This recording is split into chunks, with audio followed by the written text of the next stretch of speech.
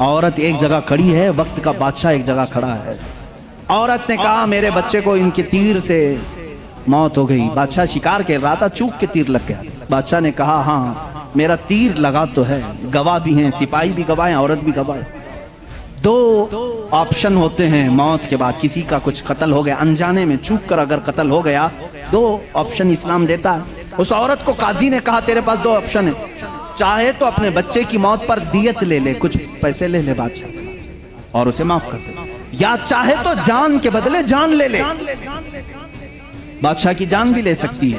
قاضی نے فیصلہ سنا تھا، یہ نہیں کہ بادشاہ کو چھوڑ دینا ہے، دونوں آپشن عورت کے اوپر۔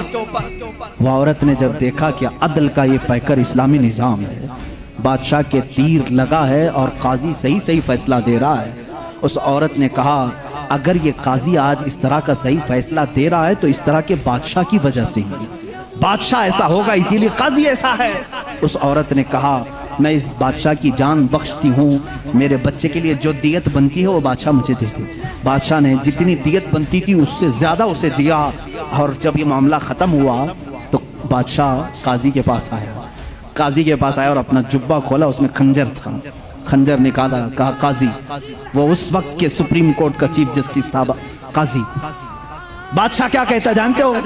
مجھے جب پتا چلا میرے اوپر مقدمہ ہے اور مجھے معلوم تھا میرے تیر سے ایک بچہ فوت ہوا ہے، میں آج کورٹ میں آ رہا تھا، میں ساتھ ہی خنجر لے کے چلا۔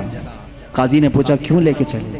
کہا میں یہ دیکھنا چاہتا تھا کہ اگر فیصلہ قرآن و حدیث کے مطابق ہو تو ٹھیک ہے میں مان لوں، اور ذرا برابر اگر بادشاہ کا خیال کر کے قاضی نے کیا تو اسی خنجر سے قاضی کو قتل کر دو۔ بادشاہ نے یہ کہا، قاضی مسکرایا اور اپنے گدے سے اٹھ گیا اور چادر ہٹائی، نیچے بہت بڑا کوڑا تھا۔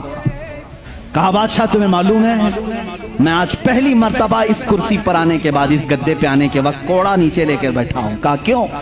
کہا میں نے اسی وقت طے کر لیا کہ بادشاہ کو کٹہرے میں کھڑا کروں گا اور فیصلہ قرآن و حدیث کے مطابق سناؤں گا، اگر بادشاہ مان لیا تو ٹھیک، ورنہ میں اس کوڑے سے اسے منواؤں گا۔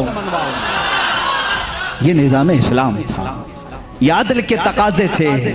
وہ عمر ابن خطاب کے دور کے بھی سنہرے واقعات اسلام نے ہمیں ہر جگہ سکھائے ہیں۔